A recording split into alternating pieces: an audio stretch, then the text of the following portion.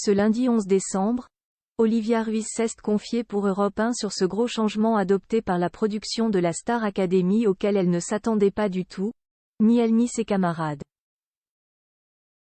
La suite après la publicité. Olivia Ruiz est aujourd'hui une chanteuse connue de toutes et tous. Son titre La Femme Chocolat sorti en 2005 avait marqué les esprits. Sa réussite professionnelle, elle la doit en partie à sa participation à la toute première saison de la Star Academy, aux côtés de la gagnante Jennifer. Ce lundi 11 décembre, alors qu'elle était l'invitée des Europe 1 pour parler de son nouvel album La Réplique, qui sortira le 1er mars 2024, elle est revenue sur cette aventure. Notamment sur un détail qu'elle ignorait à l'époque, elle et les autres élèves.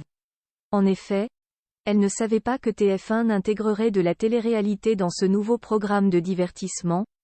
Disons qu'On pensait savoir où on mettait les pieds, mais que tout a changé en cours de route. C'est-à-dire qu'au départ, on nous présente ça comme étant une école. TF1 se défend de faire de la télé-réalité en disant « Nous on ne fait pas de la télé-poubelle, ce n'est pas le loft ». Là on est sur un centre d'apprentissage. Sauf que l'émission reprend bel et bien les codes de la télé-réalité. Et ça, Olivia Ruiz affirme que cela n'avait pas été décidé par la production en amont, mais pendant l'aventure. Au bout de quelques semaines, l'émission ne fonctionne pas.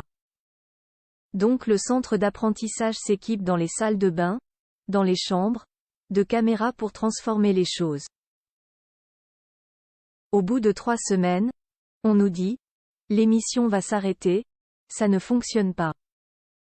On voit bien qu'il y a des travaux en train de se faire dans la maison et puis tout d'un coup, ça décolle grâce à ça. Ce qui en dit long quand même.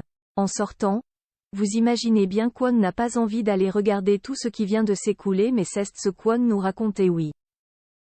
Aucun regret pour Olivia Ruiz si la maman de Nino ne s'attendait donc pas à être épiée par des millions de téléspectateurs, elle ne regrette pas pour autant, quand elle y repense.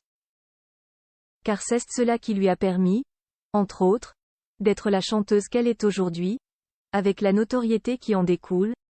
Définitivement, ça m'a aidé. Pour avoir un accès à des maisons de disques quand on vient de nulle part, on envoie son disque et c'est la loterie.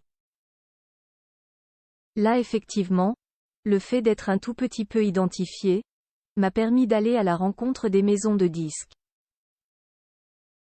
Rappelons qu'une édition 2023 de la Star Academy est actuellement en cours. Un programme toujours à suivre sur TF1, avec les quotidiennes et les primes. La suite après la publicité. La suite après la publicité.